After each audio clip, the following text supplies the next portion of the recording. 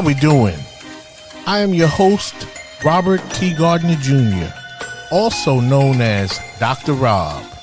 Welcome to Station BOB. And let me tell you a little about thee.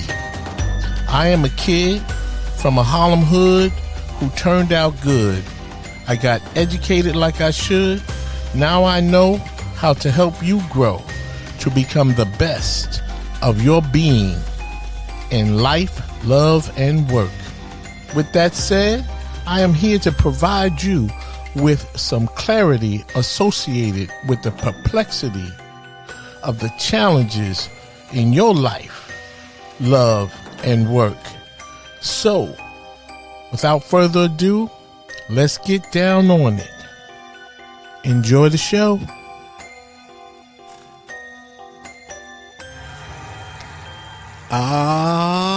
Yes.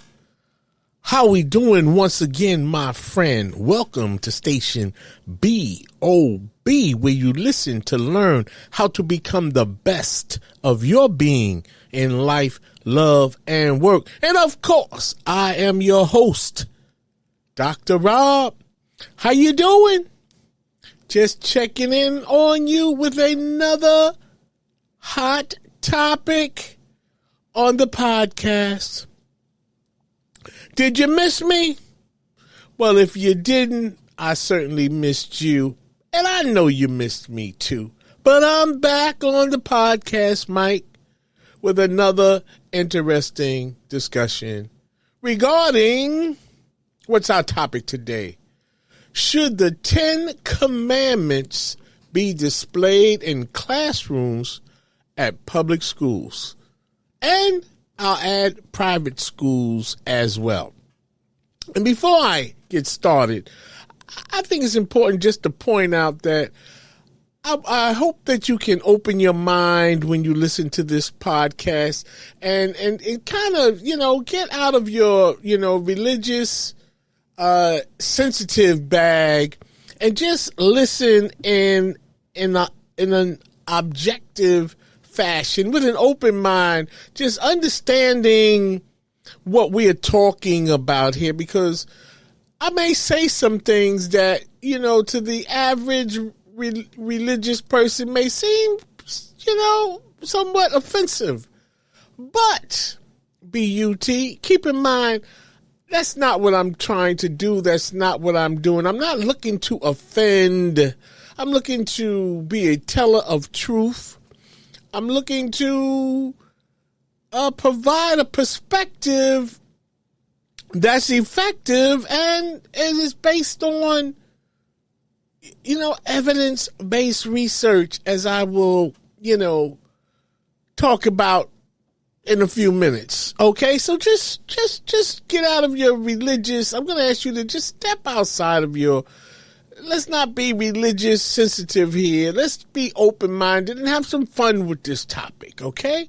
And so once again, today's topic is, should the 10 Commandments be displayed in classrooms at public and or private schools? And to that, I say, what a question. And right off the top, I'm going to answer that question. And I know normally one might want to wait, they might want to make a case, for the public or its listeners as to why or what their reasons are to disagree or agree with a particular question, issue, or concern. But as you already know, I am not that type of podcast host. I like to get right down on it. You feel me? So I'm not going to wait to the end of this podcast to weigh in on this topic in terms of my response. Instead, I'm going to give you my response to that question right here and right now. And with that, I say with a resounding no. That's right, I said no, N-O, that the 10 Commandments should not be displayed in classrooms at any schools, both public or private. First, but for not only the obvious reasons that, that we are familiar with, is that the United States Constitution clearly establishes a separation between church and state. Although that, is subject to question, because in the Pledge of Allegiance that children are obligated to recite every day, it states that, that we are all created equal, under God. So, there's a flirtation here with church and state, okay? But anywho, if you have been educated in America or live in America for any reasonable period of time, you would know, that to be true in terms of the Constitution separating church and state. But we cannot stop there, because that is the easy way out of this discussion. So we're not going to stop there. You see, I'm going to approach this topic discussion from an angle you may not have considered, and which has not been done before. But it is high time we start to bring this approach, which is the approach that I'm going to introduce, into play. Essentially, the truth of the matter is that the Ten Commandments have been around for hundreds of years. Unfortunately, several hundred years later, we live in the most violent society in the most violent of times. As you know, there is a war going on in the Middle East. There is an all-out assault on Ukraine by Russia. Racism continues to be at an all-time high. Anti-Semitism ranks just as high. Gun violence, rape, robberies, child abuse, intimate partner abuse, mass shootings, they are all out of control. And for us, it is believed by some that the Ten Commandments will make a difference in our lives today. The truth of the matter is that based on what I just stated, it seems to me that the Ten Commandments have not helped at all. Now, I do not say this as some kind of atheist or antichrist or anything like that. I say this again as a teller of truth. For argument's sake, let's take a look at the Ten Commandments and see what we are actually talking about. So, here are the Ten Commandments. I am the Lord your God. You shall not have strange gods before me. You shall not make idols. The third commandment, you shall not take the name of your Lord God in vain. So right there, after the third commandment, I'm confused as to how that is going to help me or you or any of our children suddenly behave, if you will, based on the litany of violence and just the turbulent society and life that we live. I'm not sure how this hits in terms of any effectiveness that it will have on our lives today. The commandment number 4, remember to keep holy the Sabbath day. Honor your father and mother. Okay, I can get with that, but still, I don't see anything here affecting the change of behavior in our society, in our lives. You shall not kill. Well, we can throw that out the window because killing is a regular daily occurrence all over the world. You shall not commit adultery. Oh my God. Well, so much for that. You shall not covet your neighbor's goods. I'm not even sure what that means, but let's just say, I guess you shouldn't be looking at your neighbor's wife or daughters or vice versa. Thou shalt not steal. Well, so much for that. Thou shalt not bear false witness against thy neighbor. And so, help me here. When I go over these 10 commandments, and again, this is no, religious bashing. I'm just talking about the applicability of how this will help anybody, children, adolescents, young adults, middle-aged adults, and old people. I'm not sure how well this hits in terms of effectuating a change in the behavior of people.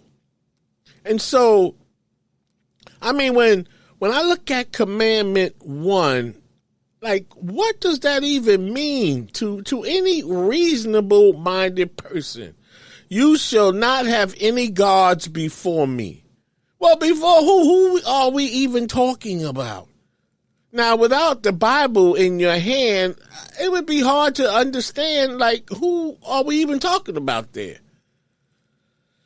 I mean, we have a myriad of religions, many of which are older than Christianity. And so I'm not sure where they are going with that. Christianity is one of the younger religions of all the religions that currently exist. So what would people do, before Christianity? You feel me? You shall not have any other gods before me. Well, let me see. We had Islam was around, Buddhism was around, Judaism was around. I'm not a religious expert here, but just in general common knowledge, you know that there are several religions that are older than Christianity. Okay. So let's look at the next one. You shall not make idols. Again, I'm not sure what that even means. It certainly does not seem to help people be good to one another or look at this, do not take the name. Look at this. Do not to take the name of the Lord God in vain. Now, here it seems that everybody I know shows some type of deference to what they believe God to be. I'll give you that. But this does not move the needle in terms of modifying human behavior for the best in any way whatsoever. And the reason why we are having this discussion today on this podcast, because I believe in the state of Virginia, they passed a law that requires the 10 Commandments to be displayed in every school, elementary, middle, high school, and college. And when I review the 10 Commandments, I'm personally at a loss in terms of how will this change behavior with the level of violence and unhappiness and war. And I mean, it's just, I love life. I love life. I feel good about me. I feel good. That's why I do this podcast, because I feel good and I want to convey that to you.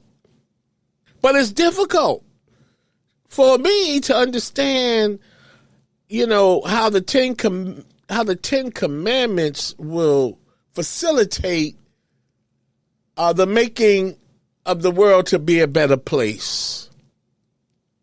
And so, in terms of remembering the Sabbath day, for most people on Saturday, the Sabbath day, that is a day of chores, cleaning, shopping, relaxing, and using recreational drugs and sex, and to get ready to party when I was coming up. As And that was the case for me and the people I knew growing up all over New York City, Philadelphia, and anywhere else in the metropolitan tri-state area. But it's important to note that our Jewish brothers and sisters do honor and exercise their religious beliefs on the Sabbath day. So there is some value to the Sabbath day for many of, the Jewish persuasion. So next, honoring our parents. That works for some, but does not work for others. And it should work for all of us. But the reality is, it would be nice, but this is not a reality. Now, as a therapist, of which I am, and the work I do with our youth, it is hard to find the youth I work with. I mean, they're good kids because they don't know any better, I guess, and they're just finding their way. But some of the issues that I have to untangle, I find that the children, the youths, are not honoring their mothers, and many of them do not even know their fathers. Hence, some of these young people I have worked with have no idea what it is to honor their parents. It's not being taught in their homes. And so I do not mean to sound disrespectful by any means, because I don't do the negative. But in order to do the positive, sometimes you have to speak about the negative to draw a distinction. Or sometimes you have a crossover, if you will.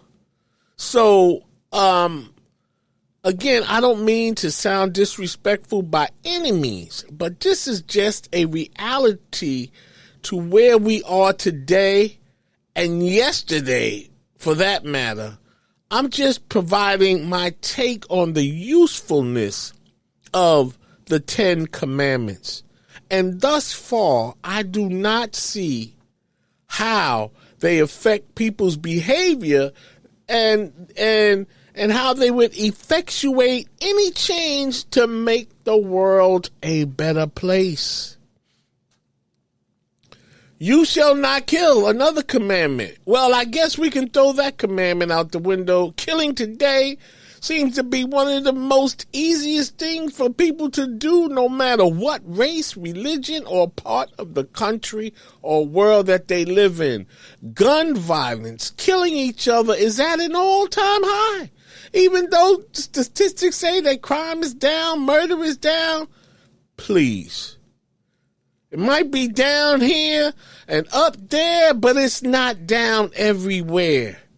So I'm not sure what, if anything, this commandment has done to demonstrate any modification on the murder rate in the United States. I don't even want to include, around the world. Okay, you feel me? And so, let's see the next commandment. Thou shalt not commit adultery. What? We have married people doing menage a trois, sex with more than 2 people in the bed, and all types of outlandish sexual acts. Adultery is so bad that it is commonplace around the United States. Infidelity statistics show that 25% of marriages experience adultery.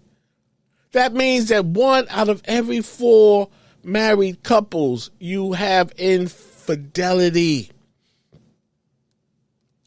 Enough said on that. And so what do I have to say about thou shalt not covet their neighbor's goods? Again, what does that even mean? If we're going to have some commandments for, little boys and girls, men and women to comply with, they should be in straight English. So at least it's clear of what that means or what they mean. I'm not even sure what that means, but I'm going to assume they're talking about do not look at your neighbor's wife or husband That is the problem. Nobody pays attention to a commandment like this. Many people get involved with married people at work. If the mailman looks good and one's wife is unhappy, how many times have postal workers not only delivered your mail, but also they deliver babies with other people's spouses, even their neighbors?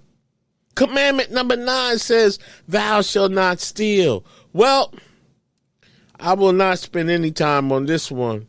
My son's bike was just stolen yesterday outside of a McDonald's, where he simply went to get a hamburger and came outside and his brand new bike was gone.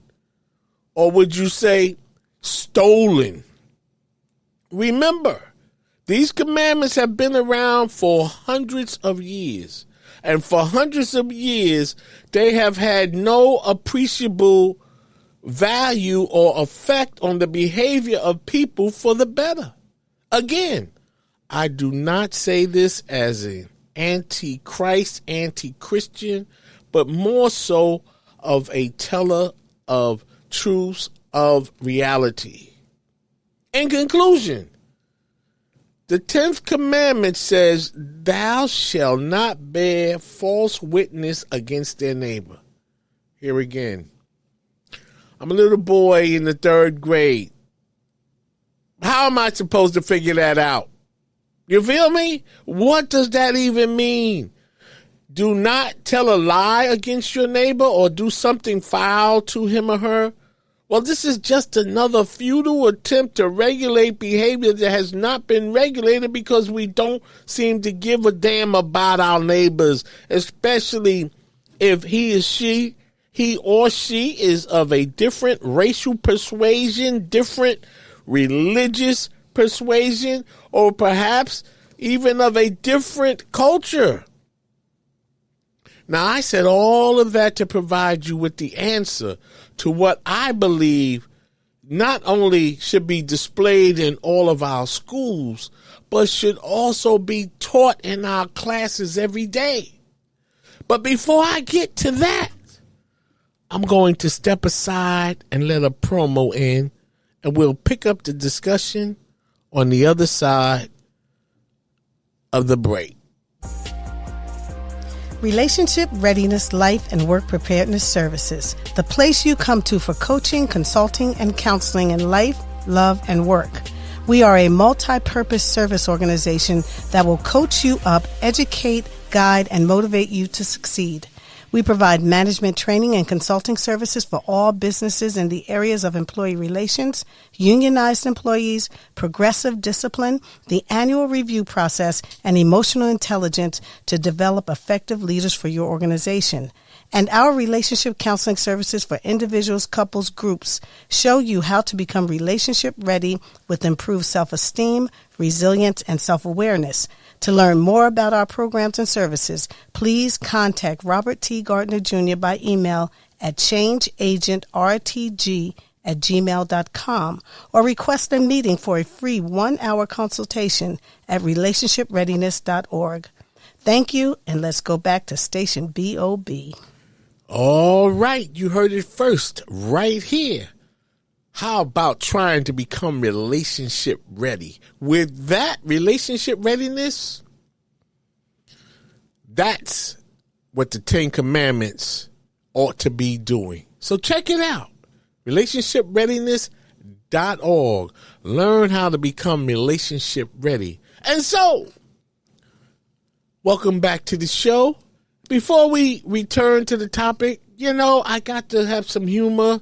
And if you listen and follow my podcast, then you know that I try to incorporate a corny dad joke in the middle of my podcast, sort of just to lighten the moment. And I know I'm really feeling this topic, and I may sound intense, but I'm enjoying this discussion. I'm not mad. I'm not angry. I'm just, filled with passion on this subject because the things that we really need in this society, we don't get. It's always sort of some kind of, I'm not even sure what I want to say, but it's like a fakeness to the realness. And when we need the realness, we get the fakeness. And then the realness, for some reason, is kept on the shelf because it's like too many people might catch on and things might just get better. But having said that, let me just throw in a little corny dad joke and let me see how you feel about this. What did one hat say to another? He said, "Wait here. I'm going on ahead." What do you think about that? I think that was a good one. I'm going on ahead. One hat said to another. I think that was funny.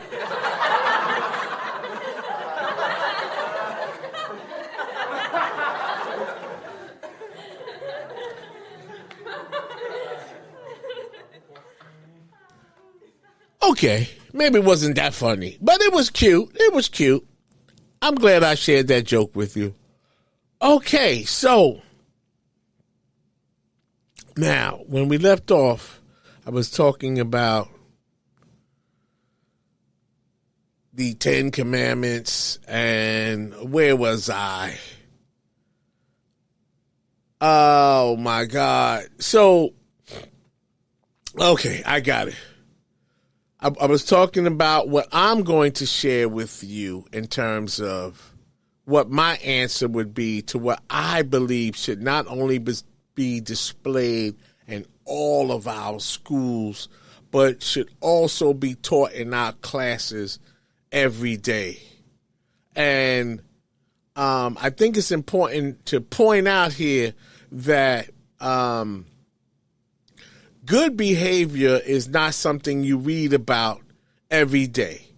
And I mean, it may help in some cases, but moreover, good behavior is something you feel inside. And the reason why I'm pointing, good behavior out, because the idea, I think, behind the 10 Commandments is that it is to foster and develop good behavior. But you see, when we feel good, we do good. We are good to others. And interestingly enough, when we feel good, all of the behaviors stated in the 10 Commandments come about because it is our natural, innate way to behave.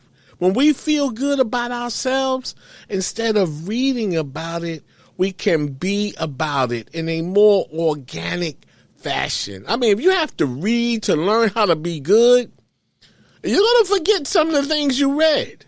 But if that feeling, if you feel good as an individual, as a person, then, it becomes your nature to not covet your neighbor's goods. It becomes your nature not to kill, not to steal when you feel good. But it's more organic. So what I'm really saying is, instead of having to read the 10 Commandments, we need to be taught how to feel good. And like, for instance, what if the sign with the 10 Commandments fell on the floor in your classroom or wherever it may be displayed? Then you will not get to read those instructions. But if you are feeling good about you, there is nothing to read, whether the notice is available or not, because your good behavior with the exercise of your morality and other scruples, that will be on full display. Without this, there is no good behavior, and even the 10 Commandments become harder to implement on an everyday basis. As a matter of fact, I think if we felt better first on the inside, then complying with the 10 Commandments would be easier on the outside. But the 10 Commandments, which are posted or displayed on the wall, they have nothing to do with helping us to feel good about ourselves. Therefore, if we want people to behave in terms of the spirit of the 10 commandments, then we have to help our children, and not only our children, all people, learn how to feel good about themselves. If we can do that, then the 10 commandments will be in full effect. Now, I'm referring to the literal God references of the commandments. I mean, I'm not referring to those because those are just religious tenets and, not having more idols or using God's name in vain. That's not a behavioral scenario there. Those are just provisions to get people to respect and hold whoever their God is. In this case, it would be Jesus, because this is the 10 Commandments are a Christian, tenet, if you will. But so that's why I say, when I'm not referring to the literal God references of the commandments, I'm referring to the desired ethical, moral, and other choice-related commandments regarding our neighbors, our spouses, killing, stealing, and so on. Feeling good, deals with all of that. You don't have to remember the commandments because your behavior will demonstrate you're carrying out the commandments in your own way that would be positive, good, sharing, caring. I mean, feeling good. If you feel good, you do good, you are good. It makes the world a better place. So instead of the commandments, we should, 1, teach our children to improve their self-esteem. This would reduce school violence, bullying, and have an overall effect on the reduction of violence around the world, killing, cheating, stealing. Good self-esteem will reduce intimate partner violence, reduce issues related to violent love triangles when one is coveting their neighbor's goods. Secondly, schools should teach children how to improve their emotional intelligence. This helps to improve self-awareness, improve self-regulation, that ultimately helps all people learn to think before they act. Teach people how to reduce impulsive decision making. It helps people to reduce their emotional responses, which usually leads to poor outcomes regarding their choices. There is a famous saying or quote that says, "For those who think, life is a comedy, and for those who feel, life is a tragedy." In translation, when we learn to become more of a thinker, we solve our problems easier. We handle our daily life issues in a more intelligent way without violent outcomes. With improved emotional intelligence, the world would be a better place in that it could lead to improved school performance, lower divorce rates, less violence, and a happier type of people all over the United States, which would make the world a better place. Are you hearing me? Are you feeling this? This is not a religious bashing or bashing the 10 Commandments. What I'm saying is, the 10 Commandments is posted on the wall. The English is not straight English, and some of the things just don't make sense even to me. Now, in what I just described, I didn't go toe-to-toe with my pitch for, I didn't go toe-to-toe with the 10 Commandments with my pitch for improved self-esteem, improved emotional intelligence. I wasn't going toe-for-toe with the 10 Commandments. I'm just trying to point out that with improved emotional intelligence, we as people, as human beings, we would not need the 10 Commandments. As I said previously, reading about how to behave is somewhat harder to do when it comes to behaving. But when we learn how to feel good, then it is a more natural thing to do. Because when I feel good, I will be good to you. I cannot love you if I do not love me. It is quite simple. Most good things work best from the inside out, and that would include us as human beings. If we have to read about it, it just does not hit the same way as if we naturally feel good about it. Believe it or not, if we change the way we think, then we can change the way we feel. If we change the way we feel, we will change the way we think, and that is the difference between a good and a bad world. With that said, I'm going to leave it right there. Remember, this podcast was not an assault on any religion or any religious beliefs. What this podcast was about is understanding what it really takes to change the behavior of our people in the world for a betterment of society. What I say here today is based on evidence-based research, science. This is not my opinion. This is facts. And so, thank you for allowing me to show up in your car, be a part of your ride on your Peloton, or rolling with you wherever you are. Until we meet again, remember, love is an action, not a word, and it is not supposed to hurt.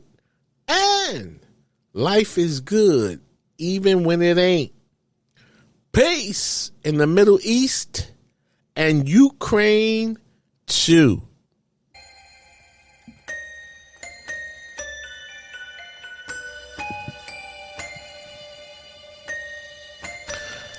As we wrap up this show, I hope this topic helped you to grow. And now you know a little bit more than you knew before. If you have any questions about this topic, please email me at changeagentrtg@gmail.com. See my website, relationshipreadiness.org. To learn more about my counseling, consulting, and educational programs related to life, love, and work. Finally, in the words of the late, great Reverend Dr. Martin Luther King Jr., if I can help somebody as I pass along, if I can cheer somebody with a word or song, if I can show somebody he is traveling wrong, then my living will not be in vain. Until we meet again, do the right thing when nobody is looking. Peace, beloved.